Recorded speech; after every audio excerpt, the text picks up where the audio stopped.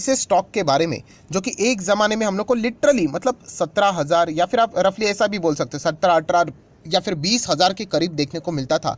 And आज literally हम लोग को वही स्टॉक 1700 के आसपास हम लोग को यहाँ पे मतलब अवेलेबल है। आप चाहो तो यहाँ पे खरीद सकते हो। सो क्या हम लोगों ने यहाँ पे खरीदना चाहिए, येस और नो? अगर हाँ तो उसके पीछे का लॉजिक है, अगर नहीं तो उसके पीछे का लॉजिक है। तो सारी पॉइंट्स इस एक वीडियो में कवर यहाँ पे होने वाले हैं।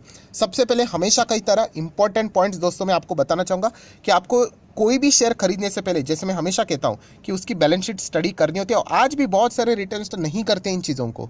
बैलेंस शीट स्टडी करनी होती है, उसका पीएनएल परफॉर्मेंस देखना होता है, उसका बिजनेस का अंडरस्टैंडिंग होना चाहिए, उसी के साथ साथ मैनेजमेंट का पता होना चाहिए, एटलीस्ट प्रमोटर उस कंपनी में क्या है, क्या कर रहे हैं। ये सारी बातें जब आपको पता होगी ना, तब जाके आप एक्चुअली इन्वेस्टमेंट का काम यहाँ पे कर रहे हो। वरना पैसा लगाने के लिए छोटा बच्चा भी पैसा लगा देगा, उसके हाथ में पैसा दो, एक बटन ही तो दबाना है, बाय हो गया।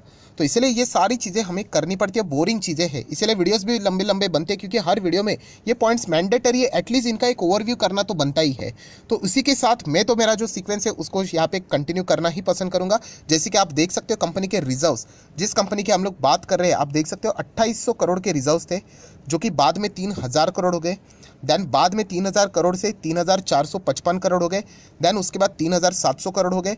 देन 4288 करोड़ हो गए। मैंने इसके पहले भी आपको ये सारी चीज़ें सिखाई है, जो कि आपको कोई नहीं सिखाता। रिजर्व्स एंड सरप्लस का अर्थ क्या है? तो रिजर्व्स मतलब आप पीएनएल प्रॉफिट जितना कमाते हो, तो उस प्रॉफिट का कुछ पोर्शंस आपको रिजर्व्स में ट्रांसफ़र करना पड़ता है। तो अगर आपका यहाँ पे प्रॉफिट अच्छा बन रहा है तो डेफिनेटली आपके रिजर्व्स भी तो स्ट्रांग ही बनेंगे।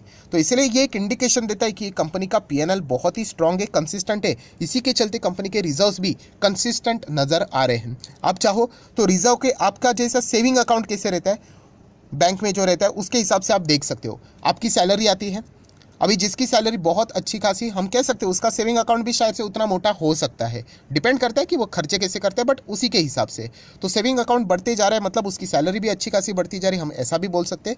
तो उसी प्रकार से कंपनी से रिलेटेड भी बातों को आप समझ सकते हो। देन दोस्तों बात करेंगे बैलेंस शीट में लॉन्ग टर्म बोरिंग जीरो, 1 रुपये का कर्जा नहीं इस कंपनी के ऊपर, ना तो लॉन्ग टर्म ना तो शॉर्ट टर्म भी। इतना कमाल का परफॉर्मेंस देखने को मिल रहा है। नेक्स्ट हम लोग क्या चीज़ चेक करते हैं? Cash and cash equivalent. So यहाँ पे बैलेंस शीट में बहुत सारी चीज़ें चेक करने लायक होती है, बट मैंने आपको 3 मेजर पॉइंट्स यहाँ पे सिखा के रखे हुए हैं। ये 3 मेजर पॉइंट्स आप लोगों ने चेक यहाँ पे करने होते हैं, राइट? सो आप यहाँ पे देख सकते हो कि कंपनी के पास कैश भी कितना है, लगभग 20-22 करोड़ का कैश। ये फ्लक्चुएटिंग मैनर में प्लस माइनस यहाँ पे होता रहता है। सो यहाँ पे कंपनी की बैलेंस शीट तो हम लोग को फुल बहुत ही कमाल की 5 स्टार बैलेंस शीट तो नजर आ रही, खास करके प्योर डेट फ्री कंपनी है। एंड रिजर्व्स भी कमाल के तरीके से ग्रो होते हुए देखने को यहाँ पे मिल रहे हैं। देन दोस्तों बात करेंगे दोस्तों, इसका जो मार्केट कैप है, ये कोई छोटी मोटी कंपनी ने लगभग 2.25 लाख करोड़ का मार्केट कैप है। कंपनी का करंट प्राइस आप देख सकते हो फिलहाल 1700 के आसपास देखने को भी यहाँ पे मिल रहा है। थोड़ा सा अगर मैं नीचे यहाँ पे आ जाऊँ तो आपको कंपनी का पीएनएल भी देखने को यहाँ पे मिल जाएगा। तो आप यहाँ पे देख सकते हैं, देखिए कंपनी का पीएनएल ये बताता है कि कंपनी अर्निंग कितना यहाँ पे करती है। सो यहाँ पे 2011 मतलब 2011 से लेके अभी तक 22 तक, मतलब 10 साल का डेटा मैं आपके सामने यहाँ पे रखने जा रहा हूँ। एंड टोटल फाइनल जो नेट प्रॉफिट है वो हम लोग यहाँ पे चेक करेंगे। सो कितना है? लगभग 1400 करोड़ या फिर 1500 भी आप बोल सकते हो। फिर 1800 हुआ, फिर 2200 करोड़, फिर 2100 करोड़ सेम रेंज में ही था, फिर अगेन 2400 करोड़, बहुत अच्छी जंप है।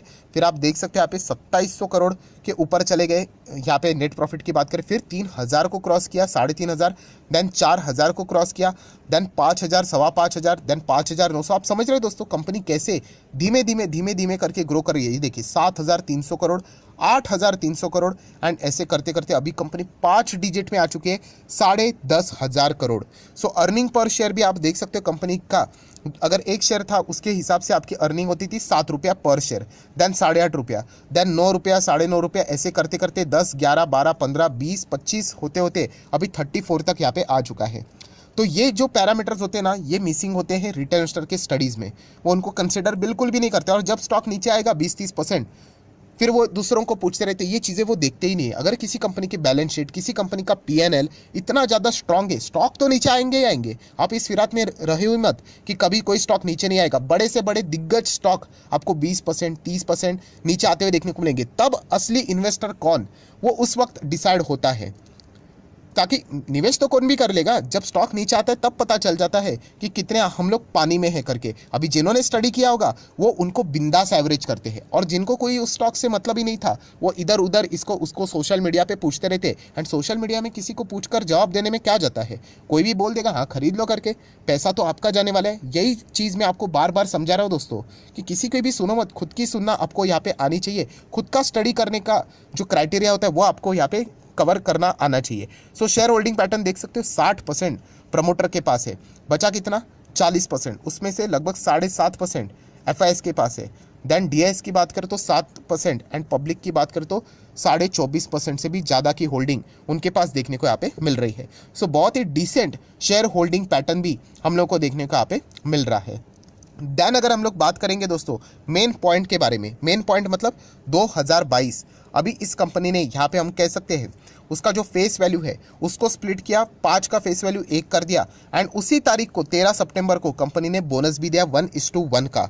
तो इसके चलते आप सभी लोगों को पता भी होगा कि अगर आपके पास 1 शेयर थे, एक्स्ट्रा 10 शेयर हम लोग को यहाँ पे ऐड होते हुए देखने को यहाँ पे मिल चुके हैं। एंड इसी के चलते आप सभी लोगों को पता है आपका जो शेयर प्राइस जितना भी होता है वो 1/10 उसी प्रपोर्शनेट में 1/10 1/11 उसी प्रपोर्शनेट में हम लोग को देखने को यहाँ पे मिल जाता है। तो इसीलिए दोस्तों यहाँ पे ये जो कंपनी है वो 17 से 18,000 20,000 के आसपास यहाँ पे चलती थी। आज वही कंपनी की अगर हम लोग यहाँ पे बात करें तो आप यहाँ पे देख सकते हो ये 1700 के लेवल पे आप लोगों को इजीली अवेलेबल है। पहले कोई इस कंपनी को मतलब चेक भी नहीं करता था। क्यों नहीं करता था?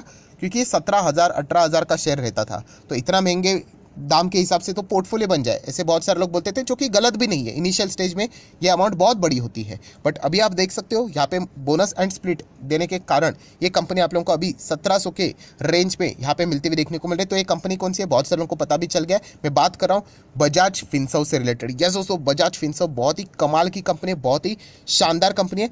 अगर आप इस कंपनी में निवेश करते हो तो आपको पता होना चाहिए ये इंश्योरेंस सेक्टर से जुड़ी हुई कंपनी, फाइनेंस से जुड़ी हुई यहाँ पे कंपनी है।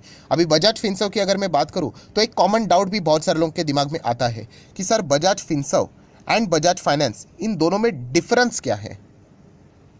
तो दोस्तों इससे रिलेटेड भी ऑलरेडी वीडियो मैंने 2 साल पहले बनाकर यहाँ पे रखा हुआ है। सो ये डिफरेंस जानना इंपॉर्टेंट भी क्यों है, क्योंकि यही तो बिजनेस मॉडल है कि यहाँ से कौन सी कंपनी अलग यहाँ पे हुई थी, कौन से बिजनेस सेगमेंट कौन से कंपनी के अंडर आता है। तो ये देखिए Bajaj finance and Bajaj Finserv, इनमें से फ़र्क क्या है, कौन सा शेयर आपने खरीदना चाहिए। 2 साल पहले भी मैंने वीडियो बनाया था, इस वीडियो को आप चाहो तो स्टडी कर सकते हो। स्टॉक मार्केट क्लासेस के ऊपर का ही ये वीडियो है, इसका भी लिंक मैंने ऊपर आई बटन पर आप लोग को प्रोवाइड कर दिया है। तो आपको एक्जैक्टली समझ में आएगा कि बजाज फाइनेंस एंड फिनसर्व का एक्जैक्टली रिश्ता यहाँ पे क्या है। देन दोस्तों अगर हम लोग बात करें तो बजाज फाइनेंस, ये तो कंपनी हर किसी को पता है, ये भी 7,000 पे चलने वाली कंपनी, उससे भी ज़्यादा प्राइस देखने को मिलता है, फ्लक्चुएट होता रहता है ऊपर नीचे।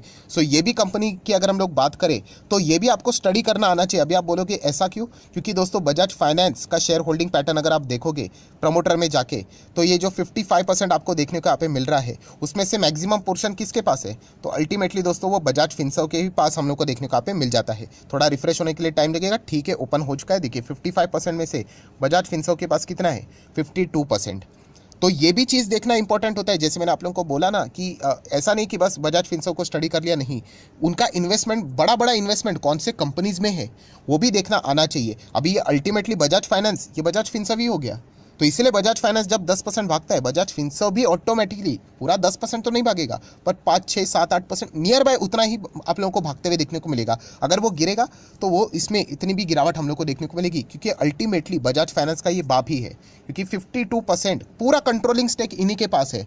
तो ये भी पॉइंट आपको यहाँ पे पता होना चाहिए। तो सिर्फ वो इंश्योरेंस कंपनी ने प्लस ये एनबीएफसी का भी फैक्टर हम लोग को इसमें डायरेक्टली नहीं बट इनडायरेक्टली सही देखने को यहाँ पे मिल जाता है। तो इसीलिए बजाज फिनसर्व में निवेश करने से पहले इस फैक्टर को भी, इस पॉइंट को भी आप लोगों ने जरूर कंसिडर करना चाहिए। सो बजाज फिनसर्व कोई खराब कंपनी नहीं, बहुत शानदार कंपनी। इस वक्त कंपनी के नंबर्स भी इंटरेस्टिंग रहे थे, अच्छे ही रहे थे, एंड लॉन्ग टर्म के हिसाब से ये कंपनी 5-5 साल में आप देख सकते हैं यहाँ पे अभी ओवरऑल जो परफॉर्मेंस है यहाँ पे वो चार्ट पैटर्न प्रॉपरली यहाँ पे रिकॉर्ड नहीं हो, इसके चलते मतलब प्रॉपरली ये चीज़ें हम लोग को फिलहाल तो देखने को यहाँ पे नहीं मिल रही है। तो ये जो गूगल के ऊपर जो चार्ट पैटर्न है उसको आप थोड़ा सा यहाँ पे इग्नोर कर देना प्रॉपरली। उसमें का जो एडजस्टमेंट है ये देखिए, वो एडजस्टमेंट अभी भी क्लियर नहीं हुआ है। अभी भी यहाँ पे वो मतलब दिखा रहे कि 52% यहाँ पे गिरावट है करके। तो यहाँ पे ऐसी कोई भी आप लोगों को ज़्यादा टेंशन लेने की यहाँ पे बात नहीं है। वो जो कैलकुलेशन उन्होंने किया है वो अभी यहाँ के प्राइस एंड ये जो 20,000 के करीब था उसके हिसाब से उन्होंने किया है, वो अभी तक एडजस्ट यहाँ पे नहीं हुआ है। सो कोई बात नहीं, कभी ना कभी यहाँ पे ये सारी चीज़ें डिटेक्ट हो जाएगी एंड वो इसको एडजस्ट यहाँ पे कर लेंगे। बट ओवरऑल कंक्लूजन क्या है कि अगर बोनस स्प्लिट नहीं होता तो ये स्टॉक हमें इतने सस्ते दाम पे यहाँ पे नहीं मिलता एंड कोई यहाँ पे गिरावट होके 90% 80% गिरकर ये स्टॉक नीचे हमें नहीं मिल रहा है। कॉर्पोरेट एक्शन के चलते हम लोग को ये स्टॉक सस्ता देखने को यहाँ पे मिल रहा है। तो इसीलिए आप चाहो तो इस चीज़ का फायदा भी उठा सकते हो। यस, बजाज फिनसर्व कोई खराब कंपनी नहीं, सिर्फ एक ही दिक्कत है। कौन सी दिक्कत है कि लोग निवेश कर लेंगे एंड क्विक रिटर्न्स एक्सपेक्ट करेंगे। क्विक रिटर्न्स चाहिए तो फिर बाजार में मतलब बोलते हैं ना मुश्किल है टिकना। अगर आप यहाँ पे कहते हो कि नहीं सर मैं 5-6 साल लंबी अवधि के लिए होल्ड करने के लिए रेडी हूँ, आपको इजीली आराम से रिटर्न्स मिल जाएंगे। 2-3 गुना पैसा तो आपका ऐसे ही हो जाएगा। बट उसके पहले मल्टीपल करेक्शंस आएंगे तो वो झेलने की क्षमता आप में होनी चाहिए। सो बजाज फिनसर्व बहुत ही कमाल की कंपनी है, ज़रूर आप चाहो तो इसके साथ विचार कर सकते हो आगे बढ़ने का। सो आशा करता हूं दोस्तों वीडियो हेल्पफुल लगा होगा तो जरूर लाइक एंड शेयर कर देना। एंड डीमैट अकाउंट अगर आपने अभी तक ओपन नहीं किया तो लिंक नीचे डिस्क्रिप्शन में 25 वीडियो की लिस्ट आपको बिल्कुल फ्री ऑफ कॉस्ट मिल जाएगी। आपका नाम, कौन सा अकाउंट आपने लिंक के थ्रू ओपन किया है, प्रॉपरली कमेंट सेक्शन में बता देना, तो हफ्ते भर के अंदर अंदर सारे लेक्चर्स आप लोगों को फ्री ऑफ कॉस्ट प्रोवाइड कर दिए जाएंगे। So that's it, thank you very much दोस्तों, we will be meeting our next video. तब तक के लिए बाय बाय।